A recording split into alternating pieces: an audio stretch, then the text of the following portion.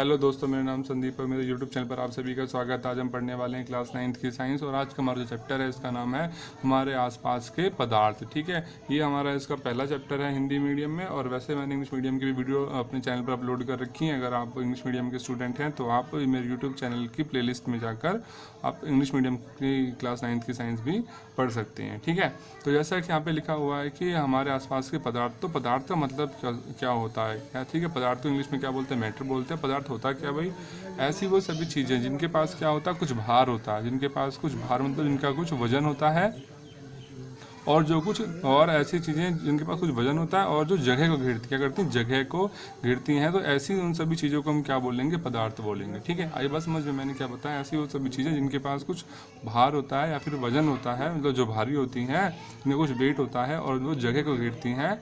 ठीक है, तो उन सभी चीज़ों को हम क्या बोलते हैं, पदार्थ बोलते हैं। ठीक, जैसे कि अगर हम वायु की बात करें, अब क्या ये बताइए मुझे, वायु क्या, ये वायु को हम पदार्थ बोलेंगे या नहीं बोलेंगे? देखिए भाई, वायु को अगर गुब्बारे में भरते हैं तो वायु क्या करती है, गुब्बारे के अंदर ये क्या करती है, जगह को घेरती है ना। अब इसके वजन की बात करें तो वायु के अंदर भार भी होता है भाई। ठीक है ना, वायु के अंदर भार भी होता है। तो वायु भी क्या, एक प्रकार का वायु भी पदार्थ है। ठीक है, ऐसे हम अगर पानी की बात करें, ठीक है, तो पानी भी क्या है, पानी भी एक प्रकार का पदार्थ है। क्योंकि अगर मानो आपने ग्लास में पानी डाला, ग्लास के अंदर पानी डाला तो क्या कर रहा है, ये पानी कर रहा है, इस ग्लास के अंदर जो जगह है उसको घेर रहा है।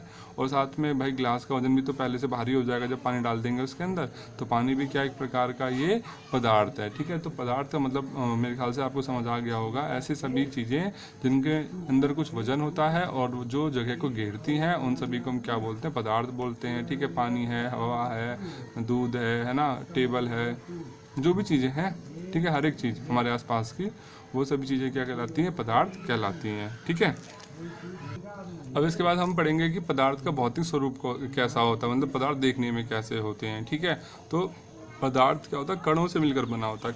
कण मतलब बहुत छोटे छोटे जो कण होते हैं, मतलब बहुत छोटे छोटे। जैसे कि आपने क्लास में देखा होगा ना, चौक देखी होगी क्लास में, जब आपके सर या टीचर स्कूल में पढ़ाते हैं चौक से बोर्ड पे, तो आपने देखा होगा ना, जहाँ बोर्ड होता है उसके नीचे चौक के छोटे छोटे से जो आप टुकड़े देखते हैं, बहुत ही छोटे महीन महीन से, है ना, जो हाथ, जैसे आप हाथ लगाएंगे तो आपके हाथों में जो वो चिपक जाते हैं, है ना। तो वो चौक के जो छोटे छोटे कण हैं उन्हीं की बात कर रहे हैं हम। वो चौक क्या है भाई, चौक वो छोटे छोटे कणों से मिलकर तो बन रही है।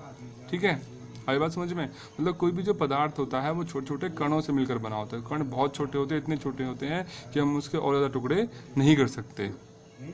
ठीक है, मैंने ये बताया कण इतने छोटे होते हैं कि आप उसके और ज़्यादा टुकड़े नहीं कर सकते। ठीक, जैसे मैं चौक का एग्जांपल बता रहा हूँ, आपने स्कूल में देखा होगा चौक, जब टीचर या मैडम जो है, जब वो स्कूल में या बोर्ड पे चौक से पढ़ाती हैं, तो बोर्ड के नीचे आप देखेंगे एक सफ़ेद रंग का जो चूरन सा आप देखते हैं ना, वो सफ़ेद रंग की चूरन क्या है, वो चौक ही तो है। जब चौक को बोर्ड पर लिख रहे हैं, चौक घिस के उसका जो कण है वो नीचे गिर रहे हैं, तो उन छोटे छोटे कणों, तो हम यहाँ पे इस बात मतलब ये देखकर हमें ये समझ में आता है कि जो चौक है वो छोटे छोटे कणों से मिलकर बनी हुई है। ठीक है, ऐसे ही जितने भी सभी पदार्थ हैं वो सभी क्या है, वो सभी भी मतलब छोटे छोटे कणों से मिलकर ही बने हुए होते हैं। ठीक है, यहाँ पर आप देख लेते हैं, बुक में आपके पास एक क्रियाकलाप दिया गया है। इस क्रियाकलाप के माध्यम से इस बात को समझने की कोशिश करते हैं। क्या करना है, एक 100 ml का बीकर लेना है हमने। ठीक है, 100 ml का बीकर ले लिया, ये हमने बीकर ले लिया। ठीक है, इस बीकर में हमने आधा जल भर दिया, यहाँ पर पानी भर दिया इसको आधे से। ठीक है, इस पर हमने यहाँ पे निशान लगा दिया कि भाई पानी हमने यहाँ तक भर रखा है, यहाँ तक। ठीक, और इसमें क्या किया, हमने दिया गया नमक या शर्करा को कांच की छड़ की मदद से जल में। अब हम इसमें थोड़ा सा नमक डाल देंगे ऊपर से। क्या डाल देंगे, नमक या फिर शर्करा मतलब चीनी। ठीक है, तो इसे जल में डाल के पानी डाल घोल देंगे इसको। अब देखिए क्या जल का जो लेवल है, पानी यहाँ तक भरा हुआ, देखिए क्या पानी का स्तर बढ़ा, पानी मतलब यहाँ से ऊपर आया, नहीं आया, पानी तो जहाँ तक था वहीं भरा हुआ है ना। तो इसका मतलब क्या है, आइए बस समझ में क्या दिख रहे हैं हम, कि हमने एक बीकर ले लिया, उसके अंदर पानी भर दिया। बीकर मतलब होता है एक बर्तन ले लिया। ठीक है, मान लो ग्लास है, कांच है, कुछ भी मान लिया, उसके अंदर हमने यहाँ तक पानी भर दिया। इसको हमने यहाँ निशान लगा दिया ग्लास के बाहर कि पानी यहाँ तक भरा हुआ है। फिर हमने इसमें ऊपर से नमक डाल दिया, नमक डालो, चीनी डालो। फिर इस नमक को पानी में हम अच्छे से घोल लेते हैं। फिर देखते हैं कि जल का जो स्तर था, जल भी यहाँ तक भरा हुआ था ग्लास में, तो देखिए क्या उसके स्तर में कोई चेंज आया, मतलब पानी जो था, पानी की जो मात्रा इसमें बढ़ी कि नहीं बढ़ी। ठीक है, ठीक, तो हम क्या देखते हैं कि जो पानी का स्तर है वो वहीं का वहीं रहा, मतलब पानी के स्तर में कोई भी परिवर्तन नहीं आया। पानी यहाँ तक भरा हुआ था, पानी यहीं तक भरा हुआ है। तो भाई जो नमक और चीनी हमने इसके अंदर डाली थी वो गई कहाँ फिर। ठीक है, अब सोचो क्या कहाँ गई होगी। लेकिन अगर हम ये वाला एग्जाम्पल ना ले और दूसरा एग्जाम्पल देखें। एक मान लो ये गिलास लिया हमने, इसमें हमने यहाँ तक भर दिया, नमक भर दिया, क्या भर दिया, नमक, ठीक है। अब इसमें ऊपर से हम क्या डालें, और नमक डालेंगे तो क्या होगा, जब और नमक डालेंगे तो धीरे धीरे क्या होगा, नमक यहाँ, मान लो अभी ये नमक यहाँ तक भरा हुआ था और नमक डाला तो ये यहाँ तक भर गया नमक। तुम क्या देख रहे हैं, नमक में नमक डाल रहे हैं जब तो इसका जो स्तर है वो बढ़ता जा रहा है। लेकिन जब जल में नमक डाल रहे हैं तो क्या हो रहा है कि जो नमक है वो पानी में घुल जा रहा है, अब पता नहीं चल रहा वो कहाँ गया। फिर तो होता क्या भाई कि ना, जब जल में नमक डालते हैं तो जल के अंदर ना कुछ रिक्त स्थान होते हैं, जल के अंदर खाली स्थान होते हैं, उन खाली स्थानों में नमक के जो कण हैं वो जाकर मिल जाते हैं, बैठ जाते हैं, ठीक है। और इसकी वजह से जल का स्तर है वो हमें बढ़ता हुआ दिखाई नहीं देता है, ठीक है। आई बात समझ में। देखो यहाँ पर भी नीचे लिखा हुआ है कि इस प्रश्न का उत्तर पाने के लिए हमें इस विचार को स्वीकारना होगा कि सभी पदार्थ क्या होते हैं, कणों से बने होते हैं। उपरोक्त क्रियाकलाप में चम्मच में रखी गई नमक या शर्करा अब पूरे पानी में घुल गई है, ठीक है। मतलब जो हमने नमक या पानी या चीनी इसमें डाली थी वो क्या है, पूरी तरह से घुल जाती है। और घुलने के बाद क्या होता है, जो जल के अणु होते हैं उनके बीच में कुछ खाली स्थान होता है, उन खाली स्थानों में जाके जो है वो नमक और जो चीनी के अणु हैं वो बैठ जाते हैं, जिसकी वजह से इसका जो स्तर है वो हमें बढ़ता हुआ दिखाई नहीं देता, ठीक है। अब चलते हैं आगे। अब देखते हैं आगे, पदार्थ के ये कण कितने छोटे होते हैं। अभी मैंने बताया, ठीक है, जो पदार्थ होता है, पदार्थ जो है इस पृथ्वी पर जितने पदार्थ हैं उन सभी छोटे छोटे कणों से मिलकर बने हुए हैं। अब अगली बात हमें ये समझनी पड़ेगी पदार्थ के कण कितने छोटे होते हैं, ठीक है। तो बेटा आपको बात बता दूं मैं कि पदार्थ के कण इतने छोटे होते हैं कि हम उसकी कल्पना भी नहीं कर सकते, हम सोच भी नहीं सकते पदार्थ के कण कितने छोटे छोटे होते हैं, ठीक है। मतलब हमारी सोच से भी परे है ये चीज़ कि पदार्थ के कण कितने छोटे छोटे होते हैं। मतलब बहुत छोटे छोटे कणों से मिलकर ही कोई पदार्थ बनता है, और पदार्थ के जो कण इतने छोटे होते हैं कि हम उसके बारे में सोच भी नहीं सकते कि कितना छोटा होता है, ठीक। अब हमने यहाँ पर एक क्रियाकलाप करना है, ठीक है। उस क्रियाकलाप को हम थोड़ा समझ लेते हैं। देखिए जैसे कि यहाँ पर तो जो देखिए हमने क्या करना है, मैं थोड़ा एक दूसरा एग्जांपल लेके आपको समझाता हूँ। मान लीजिए आपके पास एक बीकर है, ठीक है, ठीक। इस बीकर में हमने क्या डाल दिया, थोड़ा सा पानी डाल दिया, ठीक। इसमें थोड़ा पानी डाल दिया हमने यहाँ तक, ठीक। अब इसमें फिर हमने थोड़ा सा ऊपर से क्या डाल दिया, हमने इसके ऊपर कुछ डिटॉल की बूंदें डाल दी। डिटॉल आता है ना, जैसे कई लोगों को देखा हो चोट वगैरह लग जाती तो उस पर रुई पे लगा के, मतलब है ना, तो उसी डिटॉल की बात कर रहा हूँ मैं। इसमें कुछ हम क्या डाल देते हैं, डिटॉल की 2 या 3 बूंदें डाल देते हैं, फिर उसको अच्छे से इसमें मिला देते हैं, ठीक।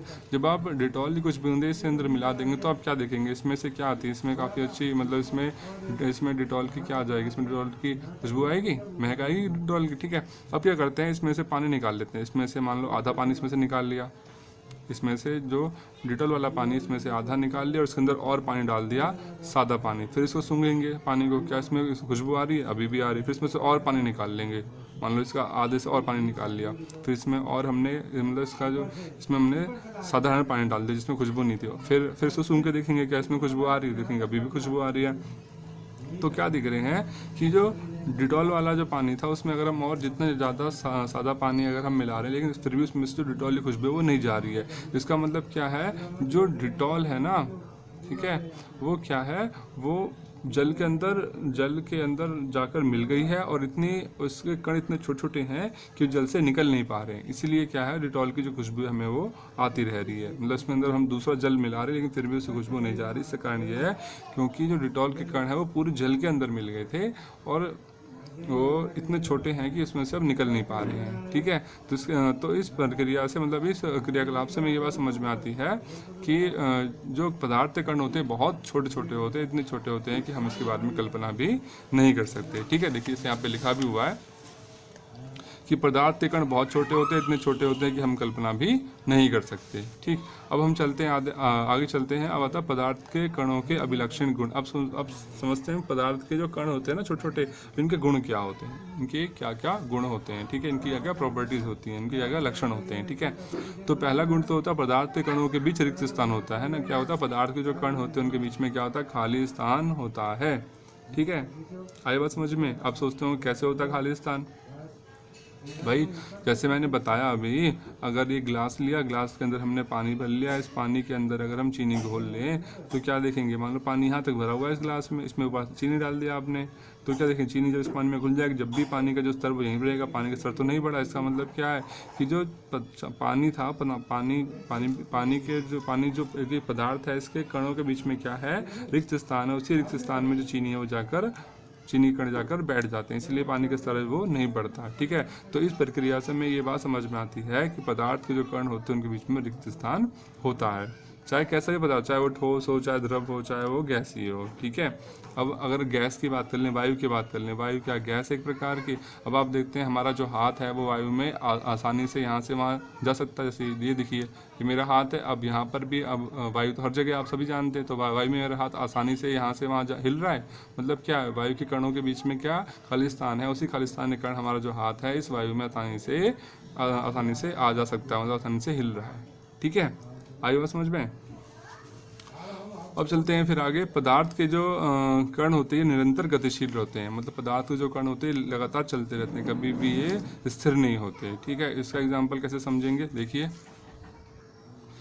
यहाँ पर क्या करना है, अपनी कक्षा के किसी कोने में एक बुझी हुई अगरबत्ती रख दी, मतलब एक क्लास में बैठे हैं आप, क्लास के कोने में आपने क्या रख दिया, एक अगरबत्ती रख दिया, अगरबत्ती जलाई नहीं, तो अब आप सोचिए क्या उसकी जो खुशबू है वो पूरे कमरे में फैलेगी, नहीं फैलेगी, है ना। तो अगर आपको उस अगरबत्ती खुशबू सूंघनी, तब तो आपको उसके पास जाके सूंघना पड़ेगा, है ना, उसके पास में से खुशबू आके दूर तो नहीं आएगी।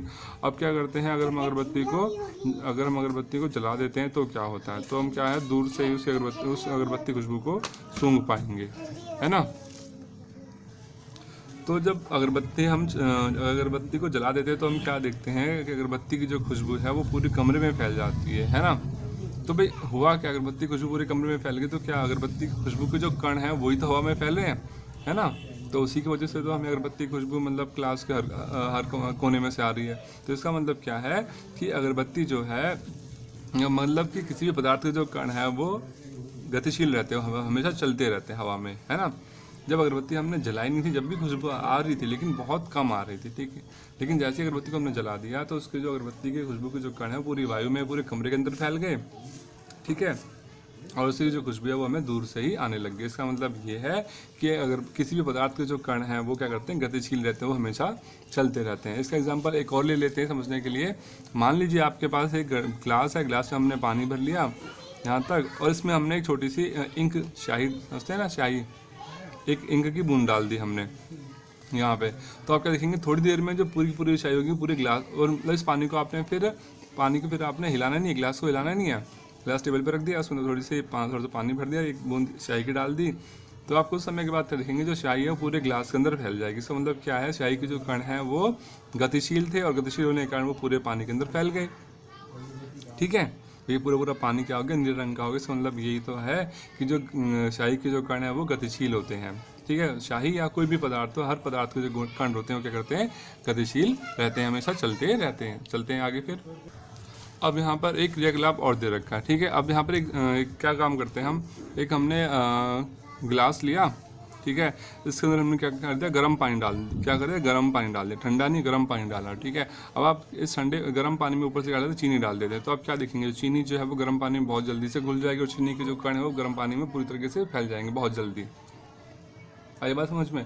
हमने क्या देखा, आपने कई बार देखा होगा ना, जब हम जैसे कि चाय बनाते हैं, चाय में जब चीनी डालते हैं चीनी बहुत जल्दी से गल जाती है, लेकिन जब हम शिकंजी बना रहे हों तो आपने देखा है कि जब शिकंजी बनाने के लिए जब हम ठंडे पानी में चीनी डाल के घोलते हैं तो काफ़ी समय लगता है घोलने में, मतलब चीनी के कणों को मिलने में, है ना।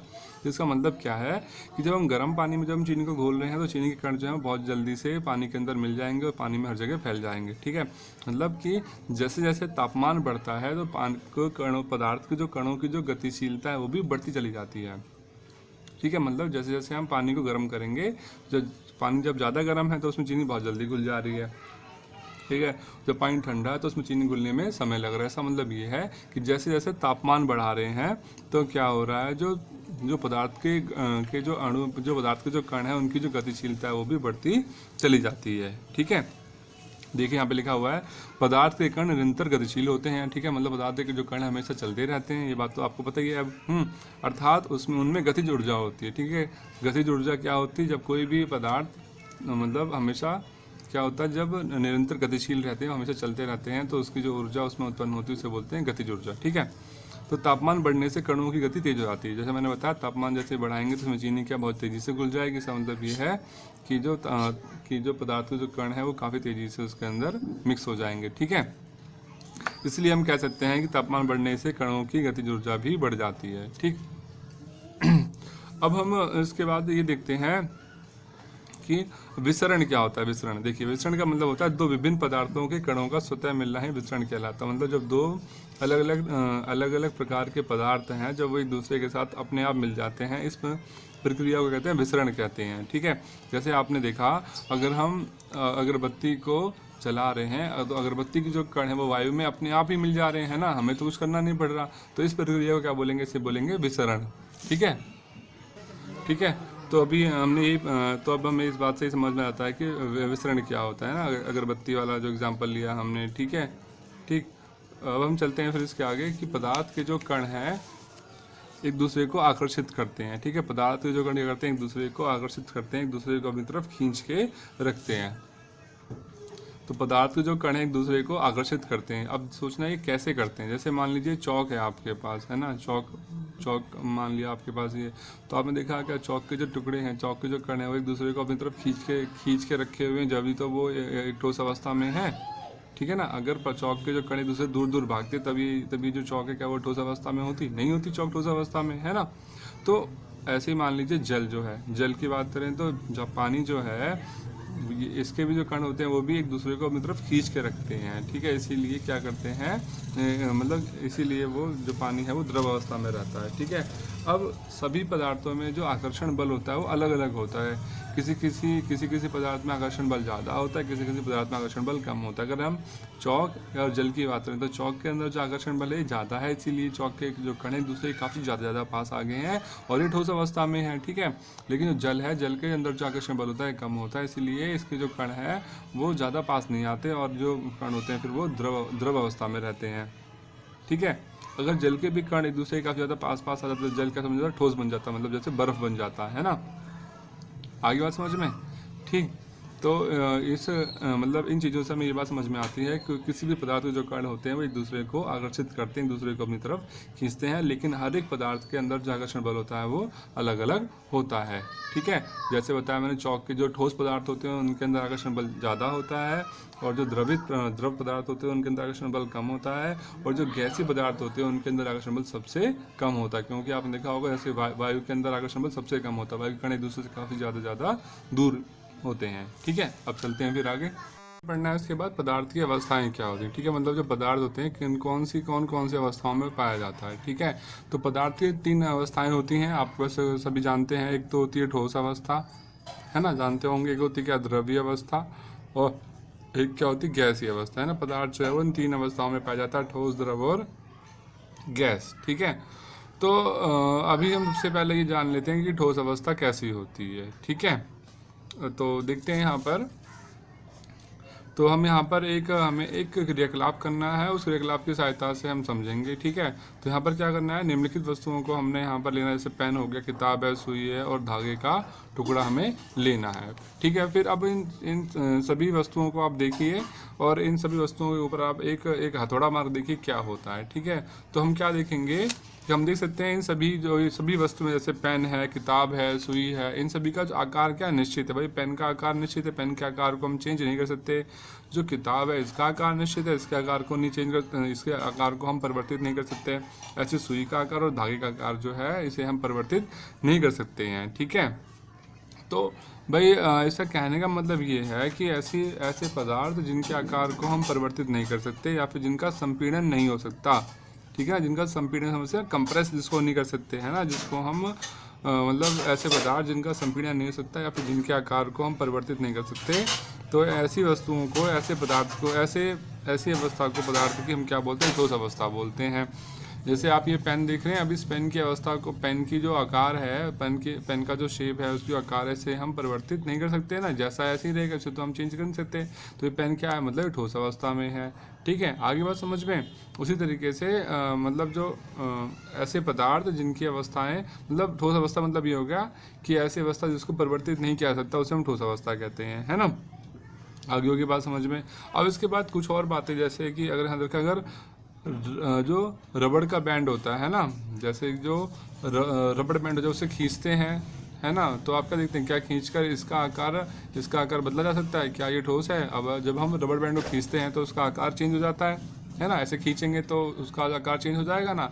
तो अब ये बताइए, क्या ये ठोस अवस्था में कि नहीं है? हाँ, सोचा कभी आपने?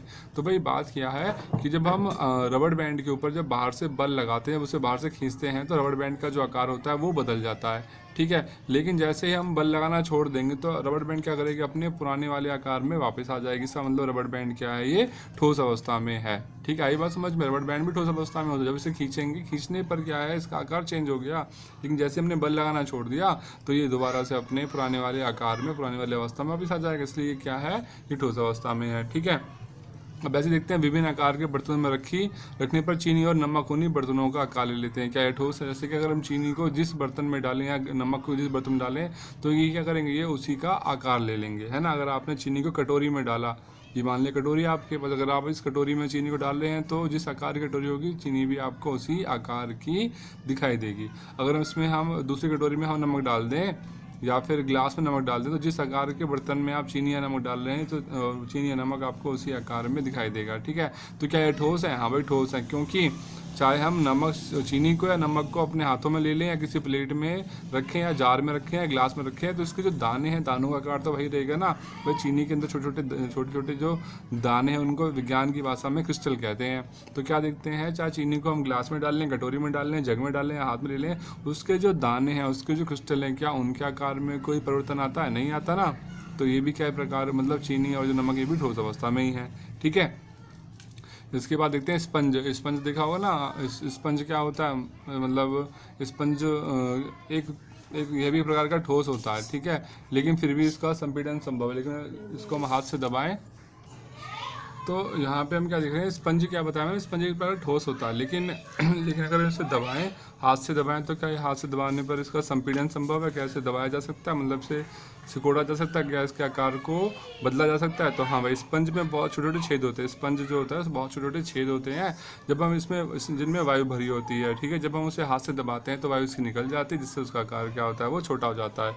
लेकिन ये भी क्या है, एक ठोस पदार्थ है, ठीक है। अब हम आगे देखते हैं द्रव अवस्था, ठीक है। द्रव अवस्था मतलब समझते हैं ना, लिक्विड स्टेट, लिक्विड या फिर द्रव अवस्था। जैसे कि जल कौन सी अवस्था में है, द्रव अवस्था में है, ठीक है। तो अब हम यहाँ पर एक क्रियाकलाप दिया गया, इस क्रियाकलाप के माध्यम से समझते हैं। निम्नलिखित वस्तुओं को हमने लेना है, जैसे जल हो गया, खाना पकाने का तेल है, दूध ले लिया, जूस ले लिया, और शीतल पेय मतलब कोल्ड ड्रिंक वगैरह ले ली हमने। अब इन सभी चीज़ों को हम क्या करते हैं, अलग अलग आकार के जो बर्तन हैं उनमें इन्हें रख देते हैं, ठीक है। और ये करते हैं, हर एक प्रयोगशाला के मापक सिलेंडर की सहायता से इन बर्तनों में 50 ml का निशान लगा दें। मतलब हर एक बर्तन में आपने क्या करना, 50 ml, मतलब मान लीजिए एक गिलास ले लिया हमने, एक कटोरी ले ली हमने, ठीक है, एक कटोरा ले लिया हमने। इस तरीके से हमने मान लो 2-3 बर्तन ले लिए, और तीनों में हमने 50 ml, मतलब इसमें दूध डाल दिया, इसमें कोल्ड ड्रिंक डाल दिया, इसमें पानी डाल दिया, 50 ml, ठीक है। अब क्या देखते हैं, प्रेक्षण से हम पाते हैं कि द्रव का आकार नहीं लेकिन आयतन निश्चित होता है। मतलब देखेंगे, जिस चीज़ अगर गिलास में हमने कोई चीज़ डाली है तो उसका आकार गिलास जैसा हो जाएगा, जो चीज़ जो हमने इसमें कटोरी में डाली है उसका आकार कटोरी के जैसा होगा।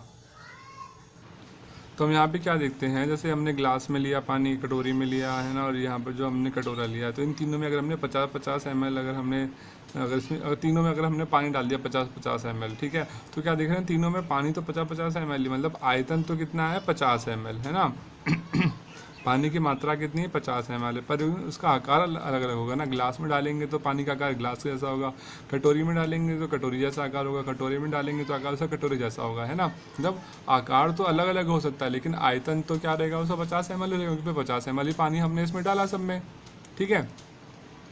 तो इसका मतलब ये है, इस जो हमने यहाँ पर जो प्रेक्षण किया, यहाँ पर जो क्रियाकलाप करा, इससे हमें क्या हो जाता है कि द्रव का आकार नहीं होता, द्रव का कोई आकार नहीं होता। द्रव को जिस बर्तन में डालेंगे द्रव उसी बर्तन का आकार ले लेगा, लेकिन इसका आयतन निश्चित होता है, इसका जो मात्रा है वो निश्चित होती है, ठीक है। जिस बर्तन में इन्हें रखा जाएगा उसी का आकार ले लेते हैं। द्रवों में बहाव होता है, इनका आकार बदलता है, इसलिए ये दृढ़ नहीं तरल होते हैं, ठीक है।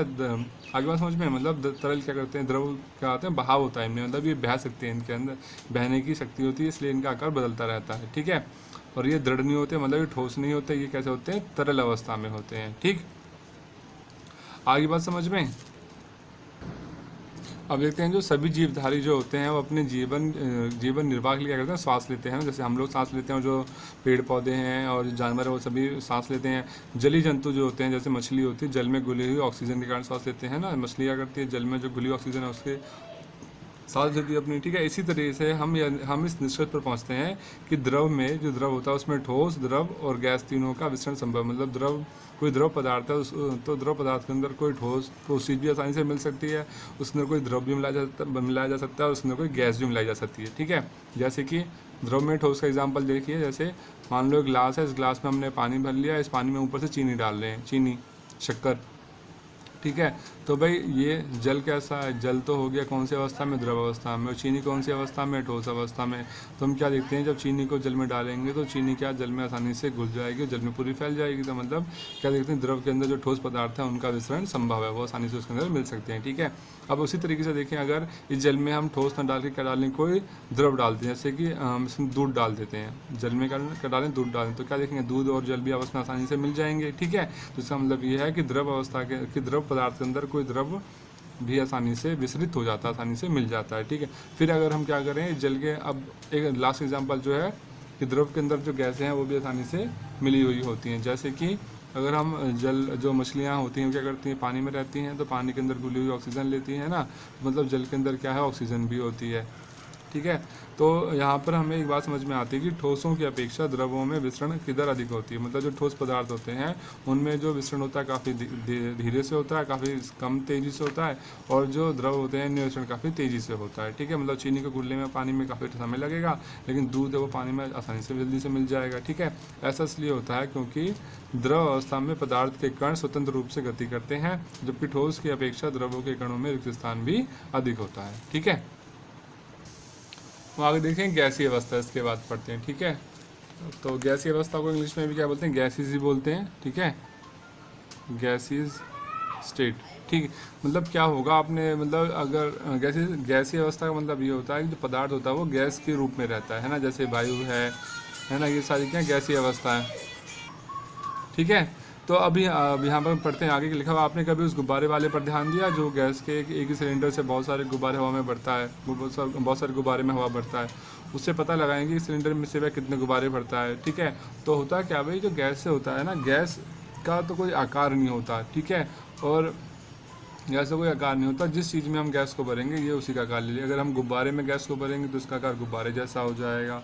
ठीक है, अगर हम मतलब जिस चीज़ में गैस को भरा जाएगा ये उसी चीज़ का आकार ले लेती है। ठीक है, और अगर आपने देखा होगा जो गैस होता है इसको संपीड़ित किया जा सकता है, गैस को संपीड़ित किया जा सकता है। संपीड़ित का मतलब है गैस को, जब गैस के ऊपर हम जब बहुत अधिक दबाव डालेंगे ना, तो गैस क्या होगी, वो गैस से जो कण होंगे एक दूसरे के काफ़ी ज़्यादा पास आ जाएंगे, और जब गैस से कण एक दूसरे के काफ़ी ज़्यादा पास आ जाएंगे तो क्या होगा, तो जो गैस है वो संपीड़ित हो जाएगी, मतलब उसका जो आयतन होगा वो कम हो जाएगा, है ना।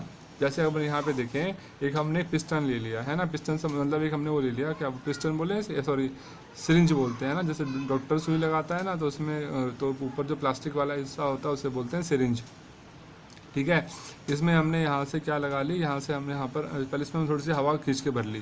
ठीक है, फिर इस साइड हमने एक रबड़ का ढक्कन लगा दिया, मतलब इस इधर से हमने बंद कर दिया। ठीक है, अब इस पिस्टन को ऊपर से नीचे की तरफ हम धक्का देते हैं, इसको ऊपर से नीचे की तरफ खिसका देते, तो क्या देखेंगे यहाँ पर जो, अब यहाँ से बंद कर रखा हमने, तो जब इसको दबाएंगे तो थोड़ा हमें हमें यहाँ पर काफ़ी ज़्यादा ताकत लगानी पड़ेगी। तो क्या होगा, यहाँ पर जो गैस भरी हुई है, जो वायु होगी, उससे कण एक दूसरे के काफ़ी ज़्यादा पास आ जाएंगे। आई बात समझ में।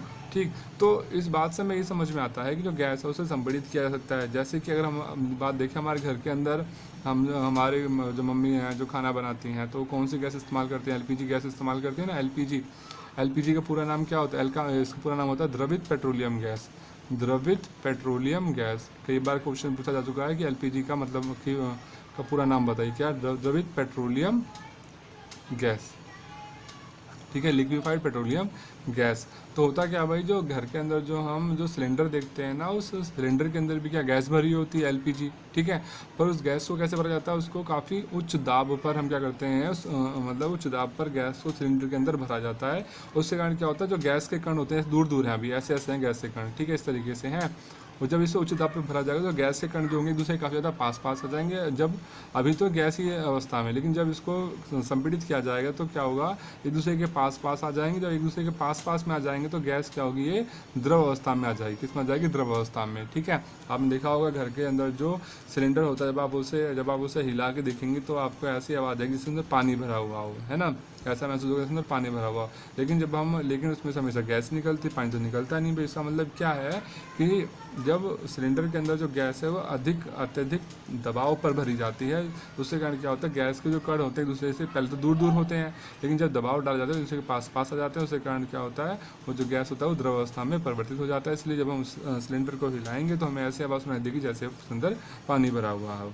ठीक है, ठीक, ये तो अभी हमने पढ़ा एलपीजी के बारे में। ऐसे हम देखें सीएनजी, है ना, आजकल आपने देखा होगा जो वाहन वगैरह होते हैं, जो ऑटो हैं, कुछ गाड़ियां भी हैं जिनके अंदर क्या होता है, सीएनजी का इस्तेमाल किया जाता है। तो सीएनजी का मतलब, सीएनजी का जो पूरा नाम है ये है संपीड़ित प्राकृतिक गैस। ठीक है, क्या नाम है, सीएनजी का संपीड़ित प्राकृतिक गैस। और एलपीजी का नाम बताया मैंने, द्रवित पेट्रोलियम गैस या फिर द्रवितकृत पेट्रोलियम गैस। ठीक है, इनके जो पूरा नाम है, फुल फॉर्म जो इसको आपको याद रखनी पड़ेगी। ठीक है, अब क्या होता है भाई, सीएनजी भी मतलब क्या, संपीड़ित प्राकृतिक गैस है, मतलब कि संपीड़ित काफ़ी अधिक होने के कारण गैस के अत्यधिक आयतन को कम आयतन वाले सिलेंडर में संपीड़ित किया जा सकता है, जो आसानी से एक स्थान से दूसरे स्थान पर भेजा जा सकता है। ठीक है, मतलब गैस को हम क्या कर सकते हैं, संपीड़ित कर सकते हैं। मतलब इसको जब अत्यधिक दबाव डालेंगे तो इसका जो आकार, मतलब उसके जो कण होंगे एक दूसरे के काफ़ी ज़्यादा पास में आ जाएंगे। ठीक है, अब हम देखते हैं हमारी नाक तक पहुँचने वाली गंध से बिना रसोई में प्रवेश किए ही, मतलब अगर हम मान लो हमारे घर के अंदर खाना बन रहा है, कुछ है ना, खाना बन रहा है, ठीक है,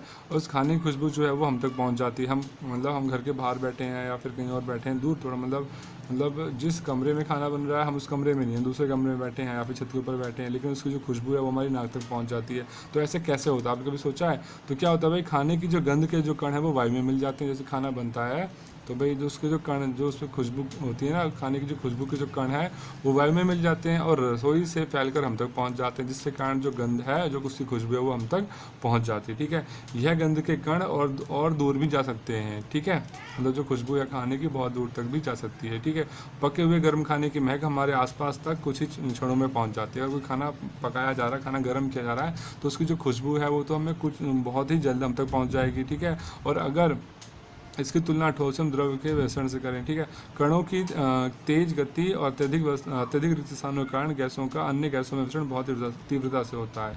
ठीक है, मतलब जो कण होते हैं ना, जैसे खाना गर्म कर रहे हैं हम, तो खाने की खुशबू की जो कण है ना, उनकी गति ज़्यादा होती है। क्यों? क्योंकि उनको गर्म किया, गर्म करने के बाद क्या है, उनके पास ऊर्जा आ जाती है। क्या जाती है? ऊर्जा। उस ऊर्जा के कारण क्या है, वो काफ़ी तेज़ी से वायु के अंदर मिल जाते हैं और हम तक पहुँच जाते हैं। ठीक, देखिए यहाँ पे दिया हुआ है, ठोस अवस्था, कोई पदार्थ ठोस अवस्था में है तो जो काले काले से आप देख रहे हैं ये उससे कण है। तो क्या दिख रहे हैं, ये जो कण है दूसरे काफ़ी ज़्यादा पास में है, और इनके बीच में जो सफ़ेद सा आप देख रहे हैं, क्या इनके बीच का रिक्त स्थान है ना।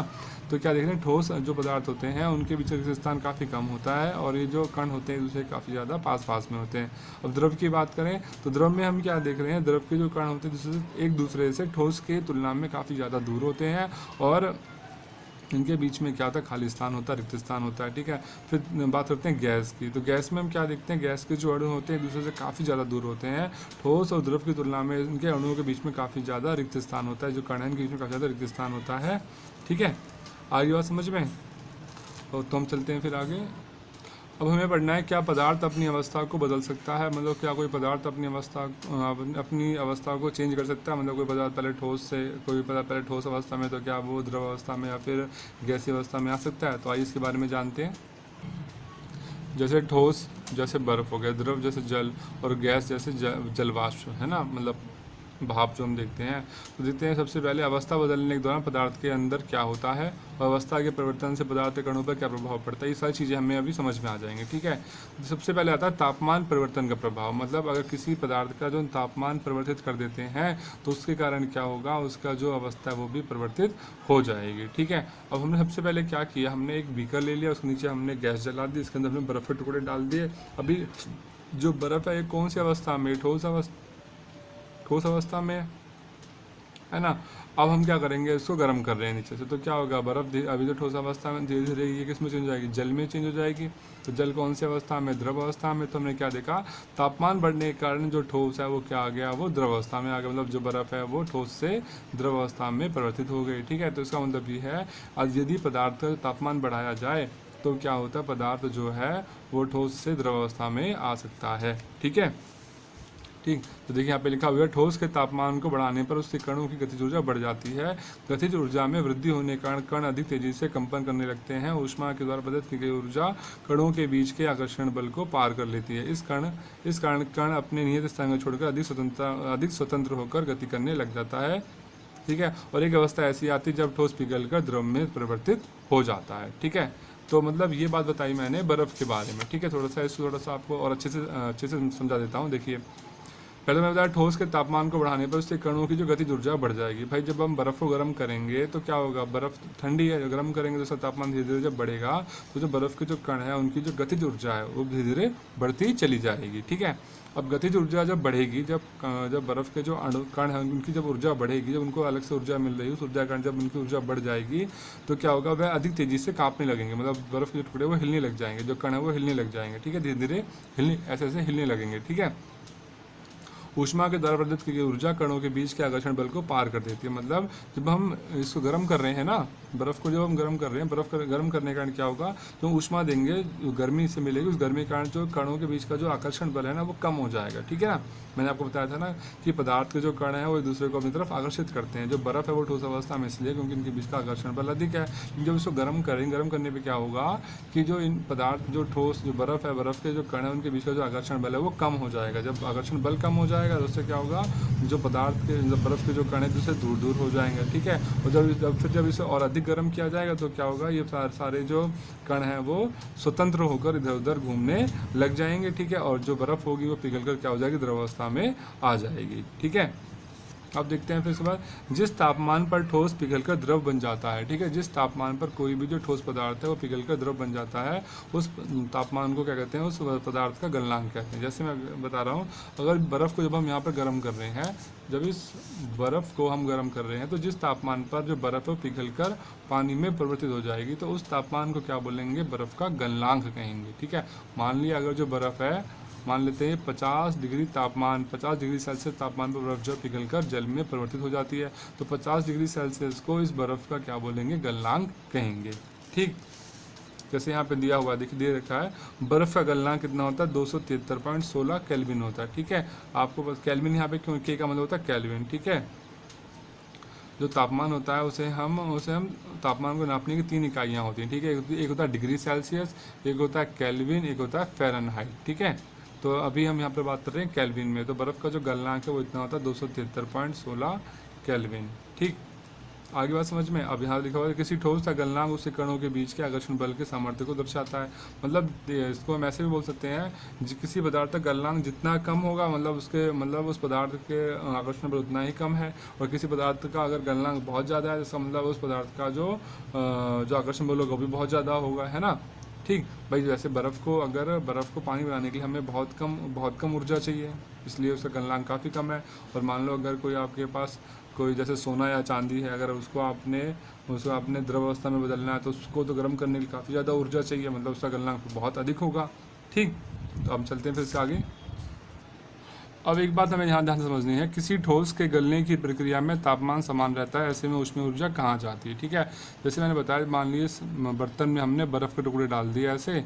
ठीक है, इसको हम गर्म कर रहे हैं, नीचे से क्या कर रहे हैं, इसे गर्म कर रहे हैं यहाँ से, मतलब यहाँ पे हमने चूल्हा रखा, चूल्हे से इसको गर्म किया जा रहा है। ठीक है, तो मैंने क्या इसमें ये लिखा गया, किसी ठोस के गलने की प्रक्रिया में, मतलब जब तक ये सारी बर्फ़ पिघलेगी नहीं तब तक इसका जो तापमान है वो समान रहेगा, तापमान में कोई भी परिवर्तन नहीं आएगा। ठीक है, जबकि ऐसा तो नहीं होना चाहिए भाई, इसमें लिखा है लेकिन किसी ठोस के गलने की प्रक्रिया में तापमान समान रहता है, ऐसे में ऊष्मीय ऊर्जा कहाँ जाती है। ठीक है, तो देखिए क्या होगा, देखिए लिखा है, गलने के प्रयोग की प्रक्रिया के दौरान आपने ध्यान दिया होगा, जब बर्फ़ को हम गर्म कर रहे हैं, जब बर्फ़ धीरे धीरे गल के पानी में परिवर्तित हो रही है, तो गलनांक पर पहुंचने के बाद जब तक संपूर्ण बर्फ़ पिघल नहीं जाती, तापमान नहीं बदलता। ठीक है, अब मतलब जब तक ये पूरी की पूरी बर्फ़ नहीं पिघल जाएगी तो इसका जो तापमान है वो परिवर्तित नहीं होगा। ठीक, जो बर्फ़ होती है 0 डिग्री तापमान पर या फिर 273 273 केल्विन पर क्या होती है, बर्फ़ जो होती है, बर्फ़ जो होती है पिघलना चालू कर देती है। जब तक पूरी बर्फ़ पिघल नहीं जाएगी ना, जब तक इसका तापमान 273 केल्विन नहीं रहेगा, चाहे उसको हम कितना भी गर्म करते रहें, लेकिन जब तक पूरी बर्फ़ पिघल नहीं जाएगी इसके तापमान में, इसके तापमान में कोई परिवर्तन नहीं आएगा। तो भाई जो हम बर्फ़ दे जो हम इसे ऊर्जा दे रहे हैं, जो इसे नीचे से गर्म कर रहे हैं, वो सारी ऊर्जा जा कहाँ रही है, इसके तापमान में परिवर्तन क्यों नहीं आ रहा? कभी सोचा आपने? भाई उसका कारण ये है क्योंकि जब अब बर्फ़ को गर्म किया जा रहा है ना, तो यहाँ से ऊर्जा जो है ना, जो यहाँ से गर्म मतलब गर्मी के रूप में जो ऊर्जा जा रही है, वो सारी कहाँ जा रही है? वो ये जो बर्फ़ के जो अणु, बर्फ़ के जो कण है ना, उनके बीच का जो आकर्षण बल है, उसको ख़त्म करने में सारी ऊर्जा खर्च हो जाती है। इसलिए जो बर्फ़ का तापमान है, मतलब पानी का तापमान अभी गर्म, इसके तापमान में कोई परिवर्तन नहीं आएगा। ठीक है, क्या बताया मैंने? जैसे मान लीजिए ये हमने बर्फ़ बना ली, ठीक है, ये बर्फ़ का एक टुकड़ा बना लिया। इसके अंदर क्या है? गैस छोटे छोटे बर्फ़ के छोटे छोटे कण हैं, जिनसे मिलकर ये बर्फ़ बन रही है। ठीक है, तो मैंने क्या बताया, जब हम इसे गर्म कर रहे हैं तो इनके बीच में क्या होता है? आकर्षण बल होता है। जब हम उस आकर्षण बल को तोड़ने के लिए क्या चाहिए होती है? हमें ऊर्जा चाहिए होती है। जब हम इसे गर्म करते हैं तो सारी जो ऊर्जा होती है, इनके बीच का जो आकर्षण बल है, उसको तोड़ने में खर्च हो जाती है, इसलिए इसका तापमान परिवर्तित नहीं होगा। ठीक है, क्योंकि अभी तो सारी जो ऊर्जा है वो इसी काम में खर्च हो रही है कि इसको अलग अलग करना है, इनको तोड़ना है। ठीक है, फिर जब ये टूट कर, जब ये सारी जो बर्फ़ है, जब वो द्रव अवस्था में आ जाएगी, फिर जब हम इसको और ज़्यादा गर्म करेंगे तो इसका तापमान क्या हो, फिर से बढ़ने लग जाएगा। ठीक है, आशा करता हूँ आपको बात समझ आ गई होगी। ठीक, अब इसके बाद हम देखते हैं कि गुप्त ऊष्मा क्या होती है। ठीक है, गुप्त ऊष्मा का मतलब ये हो गया कि देखिए, तापमान में बिना किसी तरह की वृद्धि दर्शाए। जैसे हम बर्फ़ को गर्म कर रहे थे, तो बर्फ़ को गर्म कर रहे हैं तो भाई वो धीरे धीरे उसमें बदल रही, पानी बदल रही, पर उसके तापमान में तो कोई परिवर्तन नहीं आ रहा है ना। तो वही यहाँ पर लिखा गया है कि तापमान में बिना किसी तरह की वृद्धि दर्शाए, तो तापमान में तो कोई परिवर्तन नहीं आएगा, लेकिन इस ऊष्मीय ऊर्जा को बर्फ़ अवशोषित कर लेती है। जो हम इसे गर्मी देते हैं, बर्फ़ क्या करती है, उसको सोख लेती है, और यह माना जाता है। और वो सोखने के बाद क्या होता है? बर्फ़ धीरे धीरे किसमें, पानी में परिवर्तित हो जाती है। ठीक है, तो इसीलिए इस ऊष्मा को क्या बोलते हैं? गुप्त ऊष्मा बोलते हैं। मतलब कि ये कहा जाए कि किसी भी पदार्थ की अवस्था बदलने के लिए जितनी ऊर्जा या ऊष्मा की आवश्यकता होती है, उस ऊष्मा को हम क्या बोलते हैं? गुप्त ऊष्मा। ठीक है, मान लिया जैसे ये बर्फ़ है, ये बर्फ़, ठीक है, ये बर्फ़ अभी ठोस अवस्था में है, तो इसे द्रव अवस्था में बदलने के लिए हमें इसे जितनी ऊष्मा देनी पड़ेगी, इसे जितना ज़्यादा गर्म किया जाएगा, जितनी इसे ऊष्मा देनी पड़ेगी, उस ऊष्मा को क्या बोलेंगे? गुप्त ऊष्मा बोलेंगे। ठीक है, आई बात समझ में? किसी भी पदार्थ को एक अवस्था से दूसरी अवस्था में परिवर्तित करने के लिए जितनी ऊर्जा देनी पड़ती है, जितनी ऊष्मा देनी पड़ती है, उस ऊष्मा को हम क्या बोलते हैं? गुप्त ऊष्मा बोलते हैं। क्या बोलते हैं? गुप्त ऊष्मा। ठीक, आगे बात समझ में? अब हम इसके बाद देखते हैं, यहाँ पर लिखा प्रसुप्त ऊष्मा किसे कहते हैं? प्रसुप्त ऊष्मा ये क्या होती है? देखिए भाई, हम बात कर रहे हैं, कोई मान लिया कोई पदार्थ है हमारे पास, 1 किलोग्राम, मान लो 1 किलोग्राम बर्फ़ है हमारे पास। ठीक है, तो इस 1 किलोग्राम बर्फ़ ये ठोस अवस्था में से किसमें बदलना है? हमें द्रव अवस्था में बदलना है। किसमें बदलना है इसको? द्रव अवस्था में। किसमें है? ठोस अवस्था में है। तो 1 किलोग्राम बर्फ़ को या फिर 1 किलोग्राम कोई भी जो ठोस पदार्थ है, उसको द्रव अवस्था में बदलने के लिए जितनी ऊष्मीय ऊर्जा की आवश्यकता होती है, ठीक है, उस ऊष्मा को हम क्या बोलते हैं? प्रसुप्त ऊष्मा कहते हैं। ठीक है, आई बात समझ में? यहाँ पर 1 किलोग्राम ठोस की बात कर रहा हूँ मैं। यहाँ पर सिर्फ मैंने ये कहा था कोई भी जो ठोस पदार्थ है उसको द्रव अवस्था में बदलने के लिए जो ऊर्जा चाहिए उसे बोलेंगे गुप्त ऊष्मा। अब मैं बोल रहा हूँ 1 किलोग्राम है, मतलब ठोस की मात्रा दे रखी कितनी है। ठीक है, 1 किलोग्राम का ठोस पदार्थ है, उसको ठोस से द्रव अवस्था में बदलने के लिए जितनी ऊर्जा की आवश्यकता पड़ेगी, उसे हम क्या बोलेंगे? प्रसुप्त ऊष्मा बोलेंगे। ठीक है, आगे चलते हैं। फिर हम जब हम जल में ऊष्मीय ऊर्जा देते हैं, जब हम जल को गर्म किया जाता है, तो आप क्या देखते हैं? तो उसके जो कण होते हैं वो अधिक तेज़ी से गति करते हैं। आपने देखा होगा, अगर आपने कभी चाय वगैरह बनाई हो, तो चाय के बर्तन में जब आप मतलब मान लो चाय का पतीला है, ठीक है, या पैन वगैरह जिसमें आप चाय बनाते हैं, इसमें पानी भर दिया आपने, ठीक है, इसको जब नीचे से गर्म करते हैं तो आप क्या देखते हैं? पहले तो पानी जब गर्म नहीं, जब तो पानी के कण एकदम शांत रहते हैं, लेकिन जैसे ही पानी गर्म हो जाता है, खौलने लग जाता है पानी, तो क्या देखते हैं? उसको जो कण है वो काफ़ी तेज़ी से यहाँ से वहाँ भागने लग जाते हैं। तो इसका मतलब क्या है कि जब हम जल को ऊष्मीय ऊर्जा दे रहे हैं, मतलब गर्म करना मतलब ऊष्मीय ऊर्जा देना, ठीक है, तो उसके जो कण होते हैं वो अधिक तेज़ी से गति करते हैं। ठीक है, एक निश्चित तापमान पर पहुँचकर कण में इतनी ऊर्जा आ जाती है कि वे परस्पर आकर्षण बल को तोड़कर स्वतंत्र हो जाते हैं। मतलब मतलब जब पानी को बहुत ज़्यादा गर्म करेंगे तो एक ऐसे तापमान पर पानी पहुंच जाएगा जहां पहुंचने के बाद क्या होगा, पानी क्या करेगा फिर वो पानी के जो कण है उनके बीच में जो आकर्षण बल है वो ख़त्म हो जाएगा, और फिर उससे कण क्या होगा, अब जो द्रव है, जो पानी है, धीरे धीरे क्या करेगा, वो गैस में बदलना चालू हो जाएगा। ठीक है, तो जो द्रव जो जल होता है, जल जो है ये 100 डिग्री तापमान पर, 100 डिग्री सेल्सियस पर क्या करता है, जो द्रव है ये गैसीय अवस्था में, मतलब जल जो गैसीय अवस्था में परिवर्तित होना चालू हो जाता है। ठीक है, ठीक है।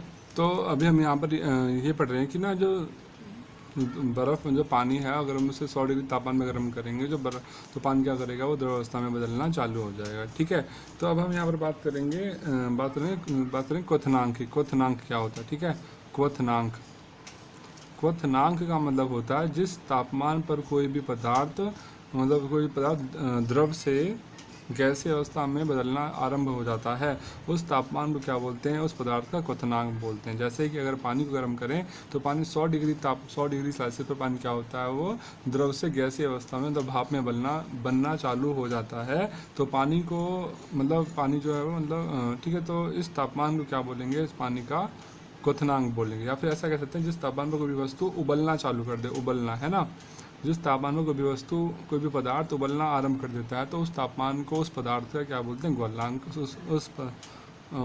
उबलना चालू कर देता है तो उस तापमान को, उस पदार्थ का क्वथनांक कहते हैं। ठीक है, मेरे सॉरी गलती से मुंह से निकल गया था गलनांक। ठीक है, हम क्वथनांक पढ़ रहे हैं ना, कि जिस तापमान पर कोई भी पदार्थ उबलना स्टार्ट कर देता है तो उस तापमान को हम उस पदार्थ का क्वथनांक कहेंगे या फिर कहते हैं। ठीक, अब हम इसके आगे देख लेते हैं। देखिए यहाँ पर ये दिया हुआ है ठोस अवस्था। ठीक है, ठोस अवस्था, अगर कोई पदार्थ ठोस अवस्था में है, इसे ऊष्मा देंगे तो किस में बदल जाएगा, द्रव अवस्था में बदल जाएगा। ठीक है, जैसे आपने बर्फ़ को गर्म किया, गर्म करने पर किस में जाएगा, द्रव अवस्था में जाएगा, जल में बदल जाएगा। फिर जब इसे और ज़्यादा ऊष्मा देंगे तो इसमें बदल जाएगा गैसीय अवस्था में, मतलब भाप के रूप में चला जाएगा। फिर इस गैसीय अवस्था को, अगर गैस को ठंडा किया जाता है, किसमें पहले गैस किसमें बदलेगी, पहले जल में, मतलब उसमें बन जाएगी द्रव अवस्था में। फिर जब इस द्रव अवस्था को और ज़्यादा ठंडा किया जाएगा तो इसमें बदल जाएगा ये ठोस अवस्था में। ठीक है, अतः हम यह कह सकते हैं कि तापमान बदलकर हम पदार्थ की एक अवस्था को दूसरी अवस्था में बदल सकते हैं ना। अगर हम किसी पदार्थ का तापमान बदलें तो उसका जो अवस्था है वो भी परिवर्तित हो सकती है।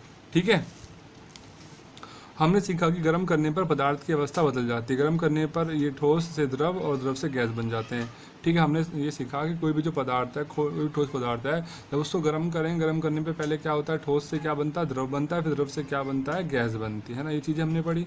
तो किसी भी ठोस को गर्म किया जाएगा, पहले वो ठोस से किस में बदलेगा, द्रव में, फिर द्रव से किस में बदल जाएगा, गैस में बदल जाएगा। लेकिन कुछ ऐसे भी पदार्थ हैं जब उनको गर्म किया जाएगा तो वो ठोस से सीधा किस में, गैस में परिवर्तित हो जाते हैं। ठीक है, मैं ये कह रहा हूँ आपसे, कुछ ऐसे पदार्थ हैं जब उनको गर्म किया जाएगा तो गर्म करने पर वो सीधा ठोस से गैस में परिवर्तित हो जाएंगे, द्रव अवस्था में नहीं आएंगे, वो सीधा ठोस से गैस में चेंज हो जाएंगे, द्रव अवस्था उनके अंदर आएगी ही नहीं। ठीक है, तो इसे क्या बोलते हैं ना, इसे देखते हैं हम। देखिए जैसे यहाँ पर, जैसे अगर आपने यहाँ पर एग्जांपल दे रखा है अमोनियम क्लोराइड का।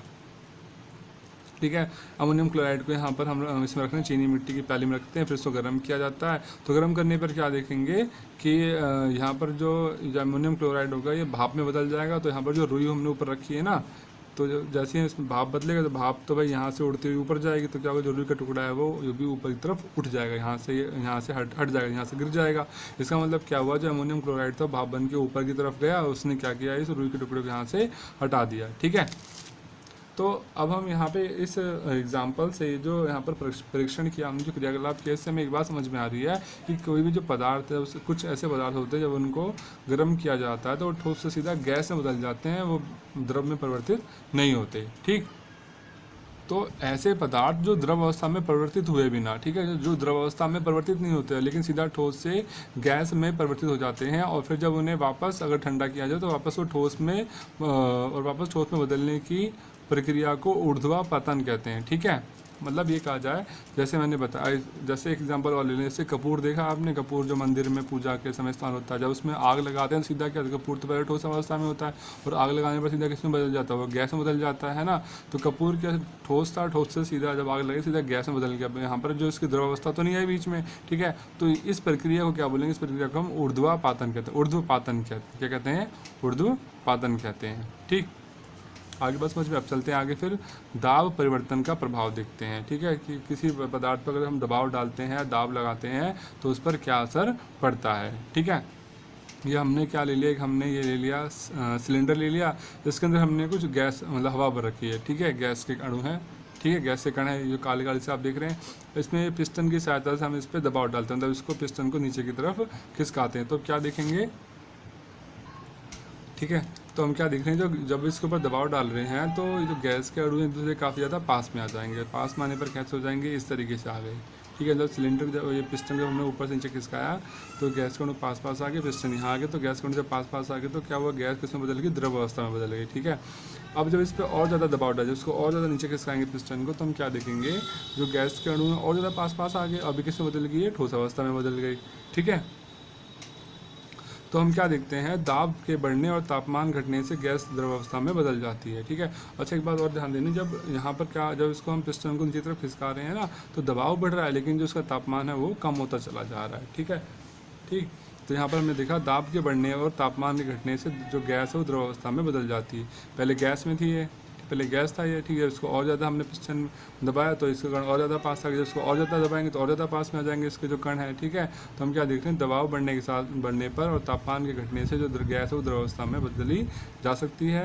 अच्छा, क्या आपने कभी ठोस CO2 के बारे में सुना है? आपने कई बार पिक्चर या सीरियल वगैरह देखा होगा, तो उसमें सफ़ेद कलर का जो धुआं सा दिखाते हैं ना, जो ठीक है, डांस वांस जब डांस के शो वगैरह दिखाते हैं उसमें भी सफ़ेद कलर का धुआं सा जो आप देखते हैं, वो क्या है, वो ठोस कार्बन डाइऑक्साइड गैस होती है, ठोस CO2 गैस होती है। ठीक है, इसे उच्च दाब पर संग्रहित किया जाता है, इसे उच्च दाब पर क्या, इसे उच्च दाब पर इकट्ठा किया जाता है, और जब इसका तापमान और जब इसका दबाव कम किया जाता है तो धीरे धीरे क्या होती है, फिर ये ठोस से गैस अवस्था में बदलना चालू हो जाती है। ठीक है, अब ठीक, तो कई बार क्वेश्चन पूछा गया है, शुष्क बर्फ़ किसे कहते हैं, तो कार्बन डाइऑक्साइड, ठोस कार्बन डाइऑक्साइड को हम क्या कहते हैं, शुष्क बर्फ़ कहते हैं। इसे क्या कहता है, इसे उच्च दाब पर संग्रहित किया, इसे उच्च दाब पर जब इसे इकट्ठा किया जाता है तो ये ठोस कार्बन डाइऑक्साइड में परिवर्तित हो जाती है, और जब इसका जो दबाव है, ठीक है, जब उसे कम किया जाता है तो सीधे तो क्या होती है, फिर धीरे धीरे ये ठोस से सीधा गैस में परिवर्तित हो जाती है। ठीक है, और इसी कारण कार्बन डाइऑक्साइड को हम क्या बोलते हैं, सूखी बर्फ़ या फिर शुष्क आइस या फिर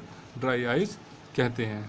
ठीक, अब आता है इस तरीके से हम कह सकते हैं कि पदार्थ की अवस्थाएं यानी ठोस, द्रव और गैस, मतलब पदार्थ की जो अवस्थाएं होती कौन कौन सी, ठोस, द्रव और गैस, दाब और तापमान के द्वारा तय होती हैं। ठीक है, मतलब कि दबाव और तापमान के आधार पर जो पदार्थ की जो अवस्थाएं हैं वो अलग अलग हो सकती हैं। ठीक है, मतलब उनको अवस्थाओं को हम अलग अलग बदल सकते हैं। ठीक, अब हम इसके बाद पढ़ते हैं, जैसे यहाँ पे लिखा हुआ देखिए, डायग्राम दे रखा है ठोस। जब ठोस को हम क्या करेंगे, संलग्न करेंगे, तो मतलब गर्म करेंगे, संगलन करेंगे तो द्रव अवस्था में बदल जाएगी। ठीक है, अब इसे जब दोबारा से द्रव को जब हम जमाएंगे तो क्या हो जाएगा, ठोस में बदल जाएगा। उसी तरीके से सारी चीज़ें दे रखी हैं। ठीक है, और द्रव को हम क्या करेंगे, द्रव को जब गर्म करेंगे तो ये वाष्पीकरण के कारण गैस अवस्था में आ जाएगा, लेकिन जब गैस को दोबारा से संघनन, जब गैस को ठंडा किया जाएगा तो किसमें बदल जाएगा, द्रव अवस्था में बदल जाएगा। ठीक, आगे बात समझ में। अब चलते हैं इसके आगे, फिर वाष्पीकरण क्या होता है। ठीक है, बढ़ना वाष्पीकरण। ठीक है, तो पदार्थ की अवस्था बदलने के लिए क्या सदैव ऊष्मा देना या दबाव डालना आवश्यक होता है। क्या आपने दैनिक जीवन में ऐसा कोई उदाहरण देखा है जिसमें बिना क्वथनांक पर पहुँचे हुए या कोई द्रव वाष्प अवस्था में बदल जाता है।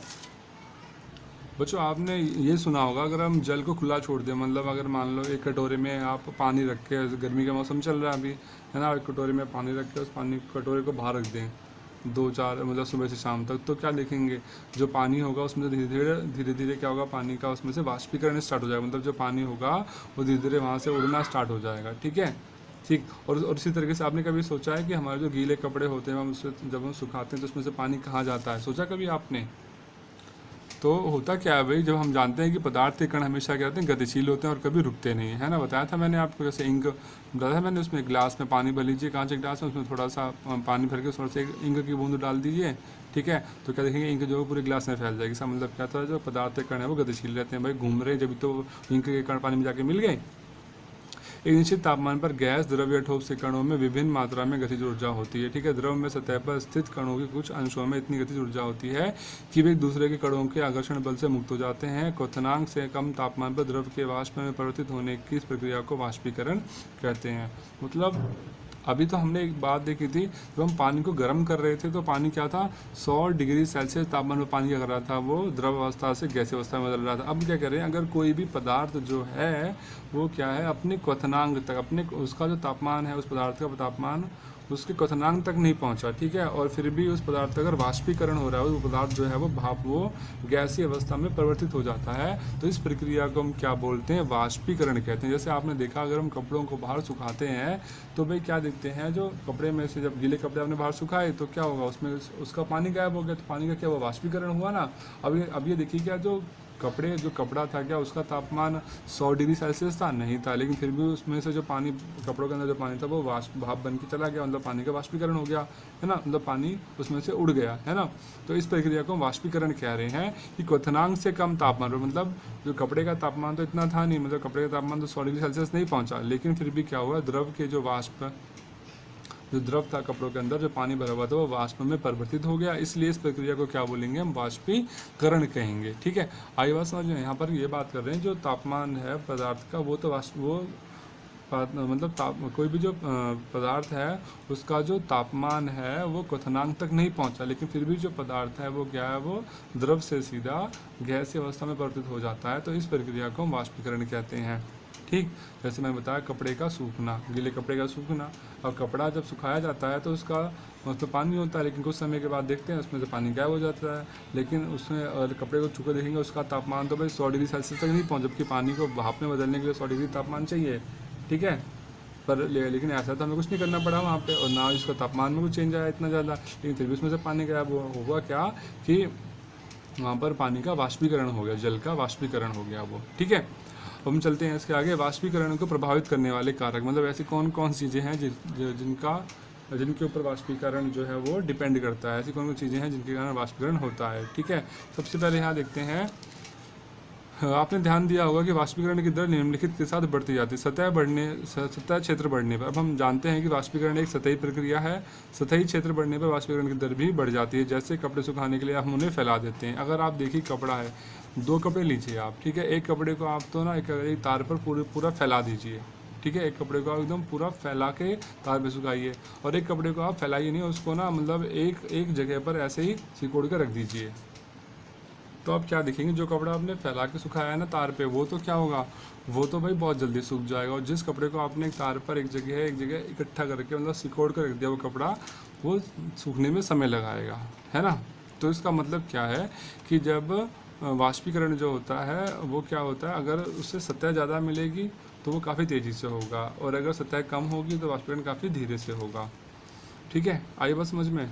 देखो जैसे मैं बता रहा था कि मान लीजिए तार है, इस तार पे एक कपड़ा तो आपने एकदम फैला के सुखा दिया, इस तरीके से फैला दिया कपड़ा, दूसरा कपड़ा आपने इसे फैलाया नहीं, इसे आपने यहाँ पर ऐसे ही टांग दिया, इसे ऐसे ही आपने एक जगह इकट्ठा करके ऐसे ही इस पर डाल दिया, मतलब उसे फैलाया नहीं है, तो क्या होगा, जो कपड़ा फैला हुआ है इसका क्षेत्रफल क्या ज़्यादा है, तो इसका जो वाष्पीकरण होगा काफ़ी तेज़ी से होगा, और ये वाला जो कपड़ा है वो काफ़ी जल्दी सूख जाएगा, और इसका जो क्षेत्रफल काफ़ी कम है क्योंकि इसका आपने फैलाया नहीं है, एक जगह आपने इसे बटोर के रखा हुआ है, तो क्या होगा, ये सूखेगा तो ये भी, लेकिन इसका जो वाष्पीकरण काफ़ी धीरे धीरे होगा, तो काफ़ी समय लगाएगा ये सूखने में, ठीक है। तो इसका मतलब क्या है, इसकी सतह ज़्यादा है इसलिए इसका वाष्पीकरण काफ़ी तेज़ी से होगा, इसकी सतह कम है इसलिए इसका वाष्पीकरण काफ़ी धीरे होगा, ठीक है। तो यही चीज़ हम यहाँ पर पढ़ रहे हैं कि सतह बढ़ने पर क्या, सतह का क्षेत्र होता है बढ़ने पर उसका वाष्पीकरण काफ़ी तेज़ी से होता है, ठीक है। अब आगे चलते हैं, तापमान में वृद्धि होने पर, तापमान बढ़ने पर अधिक कणों को पर्याप्त गतिज ऊर्जा मिलती है जिससे वाष्पीकृत हो जाते हैं। आपने देखा होगा गर्मियों के मौसम में कपड़े जल्दी सूख जाते हैं और सर्दियों के मौसम में कपड़े देर से सूखते हैं। इसका कारण क्या है भाई, गर्मियों में गर्मी ज़्यादा होती है, तापमान काफ़ी ज़्यादा होता है, और सर्दियों में तापमान काफ़ी कम होता है। जब तापमान ज़्यादा होता है तो जो पानी के अणु होते हैं, पानी के जो कण होते हैं, उनको अधिक तापमान की ज़रूरत होती है ना वाष्पीकरण करने के लिए। इसलिए गर्मियों के मौसम में तो तापमान ज़्यादा होता है, इसलिए वो जल्दी से वाष्पीकृत हो जाते हैं, लेकिन सर्दियों के मौसम में तापमान कम होता है, इसलिए उनका पानी के अणु का जो वाष्पीकरण है काफ़ी धीरे होता है, ठीक है। अब देखते हैं तीसरा पॉइंट, आर्द्रता में कमी, ठीक है। वायु में विद्यमान जल वाष्प की मात्रा को आर्द्रता कहते हैं। कई बार क्वेश्चन पूछा जा चुका है आर्द्रता क्या होती है, ठीक है। मतलब वायु जो है, वायु के अंदर जल की जितनी मात्रा विद्यमान होती है उसमें हम क्या बोलते हैं, आर्द्रता कहते हैं। आपने देखा होगा ना सर्दियों के मौसम में आर्द्रता ज़्यादा होती है, मतलब मौसम ठंडा हो क्योंकि पानी के हवा के अंदर पानी की मात्रा होती है, इसलिए मौसम काफ़ी ठंडा महसूस करते हैं। ठीक है, और किसी निश्चित तापमान पर हमारे आसपास की वायु में एक निश्चित मात्रा में ही जल वाष्प होता है। ठीक है, जब वायु में जल कणों की मात्रा पहले से ही अधिक होगी तो वाष्पीकरण की दर घट जाएगी। अब मान लो सर्दी के मौसम में बात कर रहे थे हम, क्या होता है सर्दी के मौसम में कि जो पानी हवा के अंदर पानी की मात्रा होती है, इसलिए मौसम हमारा कैसा हो जाता है, ठंडा हो जाता है। तो जब हवा के अंदर पहले से ही पानी है तो जो कपड़ा हमने सुखाया है उसमें से पानी निकलने में काफ़ी समय लगेगा, क्योंकि जो वहाँ पर उसका वाष्पीकरण काफ़ी धीरे धीरे होगा। ठीक है, क्योंकि आर्द्रता में कमी है ना। आई बात समझ में भाई? देखा, जब वायु में जल कणों की मात्रा पहले से अधिक होगी तो वाष्पीकरण की दर घट जाएगी। ठीक है, अब फिर लास्ट पॉइंट आता है वायु की गति में वृद्धि। हम जानते हैं कि तेज वायु में कपड़े जल्दी सूख जाते हैं और वायु के तेज होने से जलवाष्प के कण वायु के साथ उड़ जाते हैं, जिससे आसपास के जलवाष्प की मात्रा घट जाती है। ठीक है ना, हमने ये देखा कि जब अगर मान लो आपने कपड़े को सुखाया तार पे, ठीक है, अगर हवा चलेगी तो कपड़े बहुत जल्दी सूख जाएंगे, है ना। कई बार आपने देखा होगा गर्मी हो या फिर बरसात या सर्दियों के मौसम में जब कपड़े बाहर नहीं सूख पाते तो हम उन्हें पंखे के नीचे डाल देते हैं, है ना। क्यों डालते हैं पंखे के नीचे?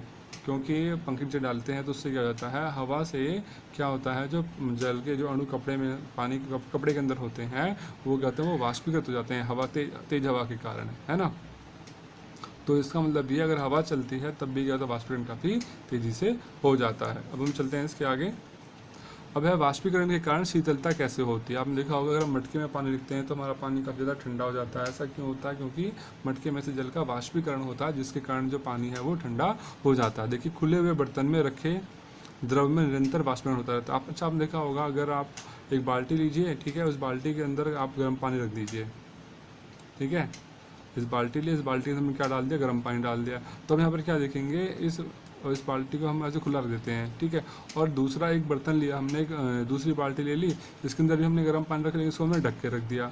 तो क्या देखेंगे, जो बाल्टी खुली हुई है तो काफ़ी जल्दी ठंडी हो जाएगी, और जो बाल्टी ढकी हुई है इसका पानी बहुत धीरे ठंडा होगा। इसका मतलब क्या है कि खुले हुए बर्तन में रखे द्रव में निरंतर वाष्पीकरण होता है। जो खुला हुआ बर्तन होता है यहाँ पर क्या हो रहा है, वाष्पीकरण हो रहा है, जिसके कारण क्या हो रहा है कि जो पानी है बहुत जल्दी ठंडा हो जाएगा। ठीक है, वाष्पीकरण के दौरान कम हुई ऊर्जा को पुनः प्राप्त करने के लिए द्रव के कण अपने आसपास से ऊर्जा को अवशोषित कर लेते हैं। इस तरह आसपास से ऊर्जा के अवशोषित होने के कारण शीतलता हो जाती है। ठीक है, ठीक, कहने का मतलब ये था, जैसे अगर हमने किसी बर्तन में पानी रख दिया तो जब यहाँ पे वाष्पीकरण हो रहा है ना पानी का, ठीक है, ठीक, या फिर मैंने पानी रखा, सिर्फ इस पानी को खोल कर रखा, गर्म पानी, सिर्फ एक नॉर्मल पानी की बात है, ये पानी हमने ढक के रखा है, ये वाला ये खोल कर रखा है। तो जो पानी खुला हुआ होगा तो क्या देखेंगे, ये पानी जल्दी से ठंडा हो जाएगा। जो ढक कर रखा पानी जल्दी से ठंडा नहीं होता, मतलब, ठीक है। तो इसका कारण ये है कि जब इसका वाष्पीकरण होगा, वाष्पीकरण के कारण क्या होगा, इसके जो कण है उनकी ऊर्जा खत्म हो जाएगी। तो क्या करेंगे, तो और ज़्यादा वाष्पीकरण करने के लिए क्या करेंगे, वो अपनी ऊर्जा को, मतलब उसकी सारी ऊर्जा जो होगा वो वाष्पीकरण में खर्च हो जाएगी, जिसके कारण जो पानी होगा वो ठंडा हो जाएगा। इस बात को हम ऐसे समझ सकते हैं, जब आपने एसीटोन या फिर जो नेल पॉलिश है ना, जो लड़कियां होती हैं नेल पॉलिश इस्तेमाल करती हैं, ठीक है, अगर आप उसे अपने हाथ पे या फिर अपने नाखून पे लगाते हैं तो क्या होगा, आपको काफ़ी ठंडक महसूस होती है। तो क्यों ठंडक महसूस होती है? क्योंकि जैसे आप नाखून के ऊपर या फिर हाथ के ऊपर नेल पॉलिश लगाते हैं तो वो जो सारी जो हमारे हाथों में जो ऊष्मा होती है ना उस क्षेत्र की, वो सारी उस एसीटोन को या नेल पॉलिश को वाष्पीकरण करने में खर्च हो जाती है, जिसके कारण हमें वहाँ पर काफ़ी ज़्यादा ठंडक महसूस होगी। जैसे मान लीजिए ये आपका हाथ है, ठीक है, अगर हमने इसके ऊपर थोड़ा सा एसीटोन डाल दिया, एसीटोन मतलब समझते हैं, जिससे हम थिनर कहते हैं, थिनर आम भाषा में इसे थिनर कहा जाता है। जो नेल पॉलिश होती है उसके अंदर भी थिनर मिला हुआ होता है, और जो कई बार नेल पॉलिश को हटाने के लिए भी थिनर का इस्तेमाल किया जाता है। ठीक है, ये काफ़ी ज़्यादा ठंडा होता है, जैसे हम अपने हाथ पर रखेंगे ना तो आपको ज़्यादा ठंडक महसूस होगी। या फिर, ठीक है, तो होता है क्या भाई, जैसे हमने यहाँ पर, हमारा हाथ है, हमने यहाँ पर हमने थिनर की बूंद डाल दी, तो क्या होता है, हमारे शरीर के अंदर तो ऊष्मा होती है, हमारा शरीर अंदर से गर्म होता है ना, ठीक है, हमारा जो रक्त भी गर्म होता है, ऐसे में इस पर थोड़ा सा थिनर डाल देंगे हाथ पे, तो ये जो थिनर क्या होगा, तुरंत भाप में बदल जाएगा। ठीक है, जैसे थिनर भाप में बदलेगा तो ये भाप में बदल के तो क्या होगा, हमें जितने एरिया में हमने थिनर पड़ा था वहाँ पे हमें ठंडक महसूस होगी। तो भाई ठंडक क्यों महसूस हुई, क्योंकि इस एरिया की जो ऊष्मा थी वो क्या थी, इस थिनर को वाष्पीकृत करने में खर्च हो गई, है ना। यहाँ जो गर्मी थी वो सारी इस थिनर को वाष्पीकृत, इसको भाप बनाने में खर्च हो गई। तो उसके कारण यहाँ इस उसके कारण क्या होगा, यहाँ का तापमान कम हो गया। जब तापमान कम हो गया तो आपको यहाँ पर ठंडक महसूस होगी। इसी तरीके से अगर हम अपने हाथ में बर्फ़ रख लें, हाँ ना, अभी हमने थिनर रखा, बर्फ़ रख लें, इसी यहाँ पर बर्फ़ रख लिया हमने, तो जितने हिस्से में बर्फ़ रखी हो वहाँ पर आपको ठंडक महसूस होती है। क्यों होती है, क्योंकि और आपने ये भी देखा होगा, जैसे आप बर्फ़ को अपने हाथ में रखते हैं तो क्या होती है, वो पिघलना चालू हो जाती है। क्यों, क्योंकि आपके हाथ के अंदर जो ऊष्मा थी उसके कारण क्या बर्फ़ पिघल रही है। और जब बर्फ़ पिघल रही है तो क्या हो रहा है, जो ऊष्मा, जो आपके हाथ की ऊष्मा है वो बर्फ़ को पिघलाने में खर्च हो जा रही है। तो उतने एरिया में आपको ठंडक महसूस होगी। ठीक है, अब आपने आइसक्रीम खाई होगी कभी, जब आइसक्रीम खाते हैं चूसते हैं मुँह में रख के, ठीक है, जैसे ऑरेंज वाली, मैंगो वाली आइसक्रीम चूसते हैं मुंह में रख के, तो आपकी जीभ काफ़ी ज़्यादा ठंडी हो जाती है ना। ऐसा क्यों होता है, तो मुंह भी आपका काफ़ी ज़्यादा ठंडा हो जाता है, क्योंकि मुंह के अंदर की जो ऊष्मा होती है, गर्मी, वो तो उस बर्फ़ को पिघलाने में खर्च हो जाती है। उसके कारण क्या होता है, हमारा मुँह का तापमान कम हो जाता है, जिसके कारण हमें ठंडक महसूस होती है। ठीक है, आई बात समझ में। अब आगे देखते हैं, तेज़ धूप वाले गर्म दिन के बाद लोग अपनी छत या खुले स्थान पर जल छिड़कते हैं। आप देखा होगा, काफ़ी ज़्यादा गर्म मौसम होता है तो लोग क्या करते हैं, जब लोग जैसे छत पे सोते हैं या फिर बाहर सोते हैं तो क्या करते हैं, वो ज़मीन पे या छत पे थोड़ा सा पानी डाल देते हैं ना, जल छिड़क देते हैं, क्योंकि जल के वाष्पीकरण, क्योंकि जब जल डाल देंगे तो क्या होगा, जैसे आपकी छत पूरी गर्म है, जैसे गर्मी का मौसम चल रहा है, अगर हमें छत पे सोना है तो लोग अक्सर क्या करते हैं, हम छत पे पानी डाल देते हैं सोने से पहले, ताकि जो उसकी छत की जो गर्मी है वो निकल जाए। ठीक है, अब आप सोचोगे भाई मतलब पानी डालने से उसकी गर्मी, मतलब छत की गर्मी कैसे निकलेगी, क्योंकि जब हमने पानी, छत तो भाई पूरे दिन तो धूप रहती है और छत पूरी तरीके से क्या हो जाती है, गर्म हो जाती है ना। शाम को पानी डाल दिया हमने उस पर 2-3 बाल्टी, तो क्या होगा, पानी तो काफ़ी ठंडा होता है, तो छत की जो गर्मी क्या करेगी, जो पानी है ना उसको गर्म करने में, उसको वाष्पित करने में सारी जो गर्मी वो खर्च हो जाएगी, जिसके कारण क्या होगा, छत का तापमान पहले से कम हो जाएगा और फिर हम क्या उस पर आसानी से सो सकते हैं। ठीक है, तो ये सारे क्या है, वाष्पीकरण के ही उदाहरण है। ठीक है, अब हम आगे देखते हैं, गर्मियों में हम सूती कपड़े क्यों पहनने चाहिए, है ना। आपने अपने माँ बाप को देखा होगा, वो हमेशा ये बोलते हैं बेटा गर्मियों में सूती कपड़े पहनो, और सर्दियों में ऊनी कपड़े पहनते हैं ना। क्यों पहनते हैं हम लोग सूती कपड़े गर्मियों में, क्योंकि शारीरिक प्रक्रिया के कारण गर्मियों में हमें ज़्यादा पसीना आता है ना, गर्मियों में पसीना ज़्यादा आता है, जिससे हमें शीतलता मिलती है। ठीक है, और जैसा कि हम जानते हैं कि वाष्पीकरण के दौरान द्रव की सतह के कण हमारे शरीर या आसपास से ऊर्जा प्राप्त करके वाष्प में बदल जाते हैं ना। जो वाष्पीकरण होता है तो क्या होता है, हमारे आसपास की जो हवा होती है वो भी हमारे आसपास के जो हमारे आसपास के क्या बोला, हमारे आसपास से ऊर्जा प्राप्त करके वाष्प में बदल जाते हैं, जिससे और वाष्पीकरण की प्रस्तुत ऊष्मा के बराबर उसमें ऊर्जा हमारे शरीर से अवशोषित हो जाती है, जिससे हमारा शरीर शीतल हो जाता है। ठीक है, भाई होता कैसे देखिए, क्योंकि आपको पता है कि गर्मियों के मौसम में हमें पसीना ज़्यादा आता है, और जो सूती कपड़े क्या होते हैं, जल का अवशोषण कर लेते हैं, मतलब हमारे पसीने को सोख लेंगे।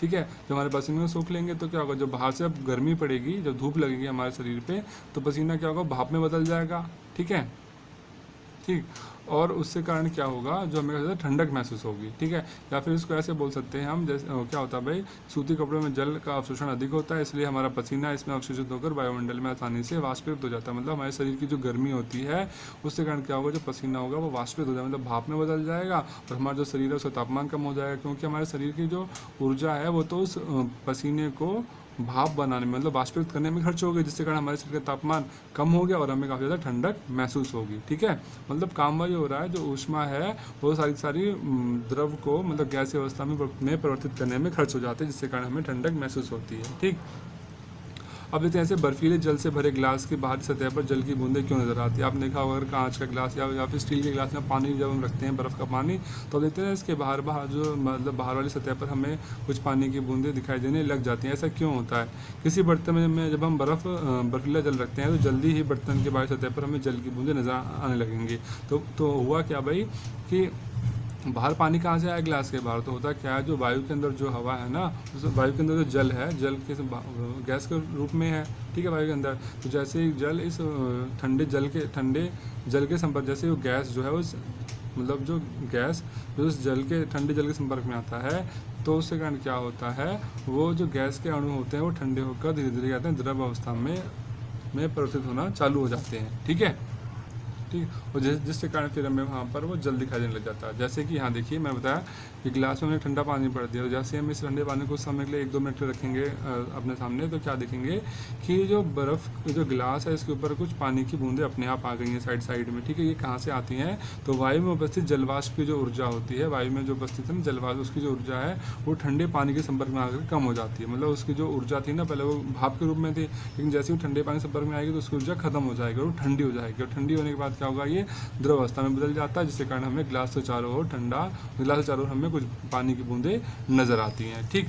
अच्छा बच्चों, अभी तक तो मैंने आपको ये बताया कि जो द्रव है वो तीन अवस्था में पाया जाता है। कौन कौन सी अवस्था बताई थी? ठोस अवस्था बताई थी, दूसरी क्या बताई थी? द्रवीय अवस्था, द्रव अवस्था, तीसरी बताई थी मैंने गैसीय अवस्था, ठीक है। पर इसके अलावा भी 2 अवस्थाएं और हैं जो कि आपके बुक में दी हुई हैं, ठीक है। अब वैज्ञानिक पदार्थ की 5 अवस्थाओं की चर्चा कर रहे हैं, ठीक है। पहले 3 अवस्था तो हम पहले पढ़ चुके हैं, चौथी अवस्था है बोस आइंस्टीन कंडेंसेट, ठीक है, ठीक। और पाँचवीं है प्लाज्मा, ठीक है। मतलब 5 हैं इसमें, पहले तो 3 थी, अब हमने 5 पढ़नी। कौन सी? एक था बोस आइंस्टाइन कंडेंसेट, दूसरी है ठोस, फिर द्रव, फिर गैस, और तीसरी है प्लाज्मा, ठीक है। ये 5 है, मतलब अब जो द्रव की जो अवस्थाएं होती हैं वो 5 होती हैं, ठीक है, ठीक है। तो अब मतलब इसके बारे में हमें पढ़ना है कि जानकारी आपको होनी चाहिए कि जो पदार्थ हैं, पदार्थ की अवस्थाएं 5 होती हैं, कौन कौन सी? बोस आइंस्टाइन कंडेंसेट, ठोस, द्रव, गैस और प्लाज्मा, ठीक है। तो बच्चों, हमारा जो पहला पार्ट है पूरा हो चुका है, और आशा करता हूँ आपको मेरी वीडियो अच्छी लगी है। और आपको मेरी वीडियो अच्छी लगी तो प्लीज़ मेरी वीडियो को लाइक कीजिए, शेयर कीजिए और मेरे चैनल को सब्सक्राइब कीजिए। और हाँ, अगर आपको कोई भी डाउट वगैरह हो, वीडियो में कोई बात आपको नहीं समझ आई है, तो आप वीडियो के नीचे कमेंट जरूर कीजिए कि हाँ सर हमें ये बात नहीं समझ आई है, ताकि मैं आपकी समस्याओं को समझ सकूँ और अगले जब वीडियो बनाऊँ तो मैं उन जो आपके डाउट्स हैं उनको दूर कर सकूँ, ठीक है। और दोस्तों प्लीज़ मेरे चैनल को ज़रूर सब्सक्राइब कीजिए। जो लाल बटन आपको दिख रहा है, अगर जब आप उसे दबा देंगे उसका जो रंग होगा वो लाल से ग्रे कलर का हो जाएगा। और जो घंटी का निशान देख रहे हैं उस घंटी को भी दबा दीजिए, ताकि जैसे ही मैं अगली वीडियो डालूँ तो आपके पास उसका मैसेज चला जाए और आप उस क्लास को अच्छे से पढ़ सकें, ठीक है। तो मिलते हैं फिर अपनी नेक्स्ट क्लास में।